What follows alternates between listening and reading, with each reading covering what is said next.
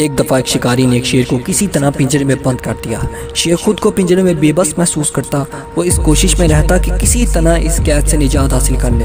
ایک دن ایک بیوقوف دکاندار اتفاق سے اسی راستے پر گزرا تو شیر نے اسے گزارش کی کہ میں بہت پیاسا ہوں اور پانی پینا چاہتا ہوں، مہربانی کر کے تھوڑی دیر کے لیے مجھے پنجرے سے باہر نکال دیں۔ دکاندار جس کا نام تیمور تھا کہنے لگا، نہیں، میں تمہیں باہر نہیں نکال سکتا، اگر تم باہر آ گئے تو مجھے کھا جاؤ گے۔ نہیں، میں پیاس سے مر رہا ہوں، میں وعدہ کرتا ہوں کہ آپ کو کوئی تکلیف نہیں پہنچاؤں گا اور پانی پی کر واپس پنجرے میں چلا جاؤں گا۔ شیر نے التجا کی۔ بیوقوف دکاندار کو شیر پر ترس آ گیا اور اس نے پنجرے کا دروازہ کھول دیا۔ شیر چھلانگ لگا کر پنجرے سے باہر نکل آیا اور بولا کہ میں پہلے تمہیں کھاؤں گا اور بعد میں پانی پیوں گا۔ دکاندار نے کہا کہ تم مجھے نقصان نہیں پہنچا سکتے کیونکہ تم نے مجھ سے وعدہ کیا ہے، لیکن میں بھوکا ہوں، اگر میں تمہیں نہ کھاؤں تو پھر کیا کھاؤں؟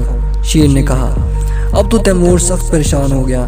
اس نے کچھ سوچتے ہوئے کہا کہ اچھا ایسا کرتے ہیں کہ پہلے تم اللہ کی مخلوق سے مشورہ لے لیتے ہیں، اگر اللہ کے پیدا کیے ہوئے جانوروں میں سے کچھ تم سے منتفق ہوں تو بے شک تم مجھے مار دینا۔ بہت اچھا، شیر نے کہا۔ چنانچہ وہ دونوں چل پڑے۔ کچھ دیر وہ دونوں درختوں کے پاس پہنچے اور آدمی نے درخت کو اپنی کہانی سنائی۔ تب درخت نے کہا کہ انسان میرے سائے میں بیٹھتا ہے، میں اسے فائدہ پہنچاتا ہوں، لیکن وہ میری شاخیں اور جڑیں کاٹ کر مجھے تکلیف دیتے ہیں، اس لیے میں تو یہی مشورہ دوں گا کہ شیر آدمی کو کھا جائے۔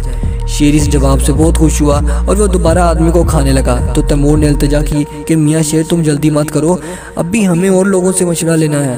شیر نے اس کی بات مان لی۔ ایک مرتبہ پھر دونوں چل پڑے۔ اچانک ایک اونٹ ان کے قریب سے گزرا۔ دکاندار نے اس سے بھی وہی داستان سنائی اور فیصلہ چاہا تو اونٹ نے بھی تیمور کی مخالفت میں جواب دیا۔ پھر وہ باری باری بیل، عقاب اور طوطے کے پاس بھی گئے، وہ سب بھی آدمی سے ناراض تھے اور انہوں نے شیر کے حق میں اپنا فیصلہ سنا دیا۔ آخر میں وہ دونوں ایک گیدڑ کے پاس گئے اور اس کی رائے پوچھی۔ گیدڑ نے کہا، میں یہاں کچھ بھی نہیں کہہ سکتا، اس لیے وہ جگہ دیکھنی ضروری ہے جہاں تم دونوں پہلی مرتبہ ملے تھے۔ اس طرح وہ تینوں واپس پنجرے کے پاس پہنچے تو گیدڑ نے دکاندار سے کہا کہ تم جس حالت میں کھڑے تھے ویسے کھڑے ہو جاؤ، اور تیمور اسی حالت میں اس جگہ کھڑا ہو گیا۔ تب گیدڑ نے شیر سے کہا کہ شیر میاں تم کہاں تھے؟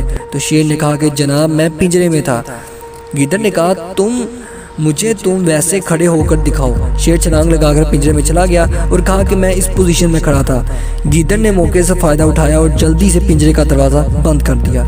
پھر گیدڑ شیر کے قریب آیا اور کہا کہ تم نے وعدہ توڑا ہے، اس لیے تم یہیں رہو، اب کوئی بھی تم پر یقین نہیں کرے گا اور نہ ہی باہر نکالے گا۔ تیمور نے گیدڑ کا شکریہ ادا کیا اور تیزی سے اپنے گھر کی طرف خوش خوش چل دیا۔